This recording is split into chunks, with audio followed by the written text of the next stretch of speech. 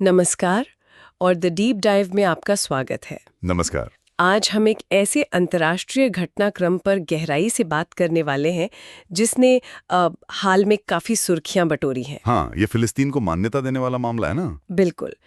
कुछ प्रमुख पश्चिमी देशों ने फिलिस्तीन को एक राष्ट्र के रूप में मान्यता दी है और हमारी आज की चर्चा एक खास विश्लेषण पर आधारित है। उसका शीर्षक है फिलिस्तीन को मान्यता, ट्रंप की शर्मनाक हार। अच्छा। तो आज हम इसी स्रोत के नजरिए को समझने की कोशिश करेंगे। मतलब इसके मुताबिक ब्रिटेन, कनाडा और ऑस्ट्रेलिया ने मिलकर ये कदम क्यों उठाया, इस मान्यता की खास बातें क्या है और जाहिर है जैसा शीर्षक कह रहा है, ये विश्लेषण इसे डोनाल्ड ट्रंप के लिए कैसे देखता है। राइट। देखिए, ये स्रोत इसे सिर्फ फिलिस्तीन तक ही सीमित नहीं रख रहा। नहीं, बिल्कुल नहीं। बल्कि ये कह रहा है कि ये पश्चिमी देशों के गठबंधन में एक बड़ी दरार है और अमेरिकी प्रशासन के लिए एक सीधी चुनौती। हाँ, ये एंगल काफी महत्वपूर्ण है। तो चलिए इसी विश्लेषण के तर्कों और दावों में जरा और गहराई से उतरते हैं।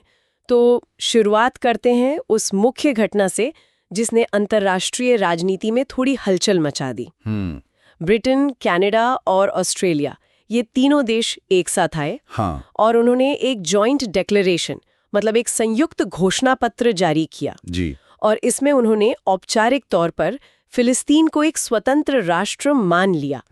स्रोत तो इसे बिल्कुल सीधे शब्दों में ही कहता है। ब्रिटेन, ऑस्ट्रेलिया, कनाडा जैसे देशों ने जॉइंट डिक्लेरेशन जारी किया जिसमें उन्होंने फिलिस्तीन को एक देश की मान्यता दे दी है। हाँ, बिल्कुल साफ शब्दों में। ये अपने आप में एक, आप कह सकती हैं, महत्वपूर्ण कूटनीतिक कदम है, खासकर इसलिए कि ये तीनों देश अमेरिका के बहुत करीबी सहयोगी माने जाते हैं। बिल्कुल, और इसका महत्व सिर्फ इस घोषणा तक ही नहीं है जैसा ये विश्लेषण बता रहा है। अच्छा। इसका एक बड़ा परिणति ये है कि ये पश्चिमी देशों के बीच जो एक एकता दिखती थी ना आमतौर पर। हाँ, खासकर फिलिस्तीन इजराइल जैसे मुद्दों पर। बिल्कुल, उस एकता को ये तोड़ता हुआ सा लग रहा है। ज्यादातर तो ये देश अमेरिकी लाइन पर ही चलते थे। सही कहा। लेकिन ये स्रोत कह रहा है कि वो स्थिति अब बदल रही है। विश्लेषण के शब्द हैं, वो कोट कर रहा हूं। वेस्टर्न कंट्रीज के अंदर जो एक ब्लॉक बन गया था जिससे कोई बाहर नहीं जा सकता था और अमेरिका का पूरा प्रभाव था, वो ब्लॉक आज ध्वस्त हो गया है। ध्वस्त, इतना मजबूत शब्द इस्तेमाल किया है स्रोत ने। हाँ, स्रोत के मुताबिक ये दिखाता है कि ये देश अब शायद अमेरिकी लीडरशिप से थोड़ा हटकर कम से कम इस मुद्दे पर अपनी अलग राह बनाने को तैयार हैं। ये पश्चिमी एकता में एक दरार का संकेत है, ऐसा ये विश्लेषण मान रहा है। ये वाकई दिलचस्प है कि स्रोत इसे पश्चिमी ब्लॉक के ध्वस्त होने जैसा देख रहा है। हाँ। और इस मान्यता में एक और परत है जो इसे और भी अहम बना देती है और स्रोत इस पर खास जोर दे रहा है। वो कौन सी? वो ये कि ये मान्यता 1967 की सीमाओं पर आधारित है। अच्छा, ये बहुत महत्वपूर्ण पॉइंट है। हाँ, ये सिर्फ आज के फिलिस्तीन की बात नहीं कर रही। स्रोत इसे साफ करता है, हम फिलिस्तीन को तो मान्यता दे ही रहे हैं, लेकिन आज 2025 वाले फिलिस्तीन को नहीं, 1967 वाले फिलिस्तीन को। मतलब 4 जून 1967 वाली बाउंड्री। बिल्कुल, मतलब 4 जून सन 1967 को फिलिस्तीन की जो बाउंड्री तय की गई थी, जो जमीन उसे दी गई थी, उसी जमीन को आज ब्रिटेन, कनाडा और ऑस्ट्रेलिया ने फिलिस्तीन मानकर उसे मान्यता दी है। तो ये कोई ऐसी ही सामान्य मान्यता नहीं है, बल्कि एक बहुत खास ऐतिहासिक सीमा को आधार बनाया गया है। हाँ, और यहीं पर यह विश्लेषण मामले को और भी, आप कह सकते हैं, गहरा और शायद विवादास्पद बताता है। कैसे? देखिए, 1967 की सीमाओं का जिक्र करना कोई मामूली बात नहीं है।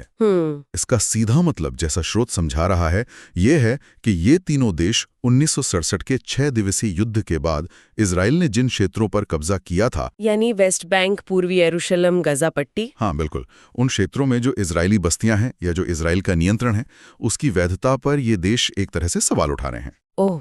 स्रोत का विश्लेषण तो यहां तक कह रहा है कि इस कदम के बाद फिलिस्तीन की 50% से ज्यादा जमीन इजराइल कब्जा चुका है और उस कब्जे को अब ऑस्ट्रेलिया, कनाडा और ब्रिटेन ने अवैध माना है और साथ ही उसे फिलिस्तीन का हिस्सा माना है। ये तो बहुत बड़ा बयान है, मतलब सीधा सीधा अवैध मान लिया। स्रोत के नजरिए से तो यही है।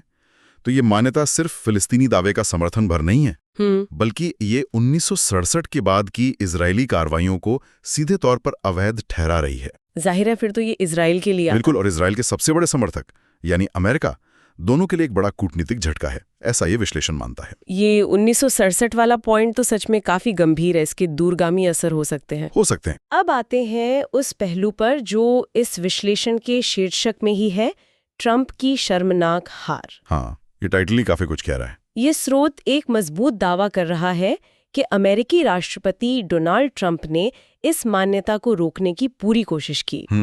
विश्लेषण में जिक्र है कि अमेरिका की तरफ से इन तीनों देशों पर, खासकर ब्रिटेन पर, भारी दबाव था। अच्छा। ट्रंप की जो हाल में ब्रिटेन यात्रा हुई थी, उसे भी इसी से जोड़कर देखा जा रहा है। टाइमिंग तो है,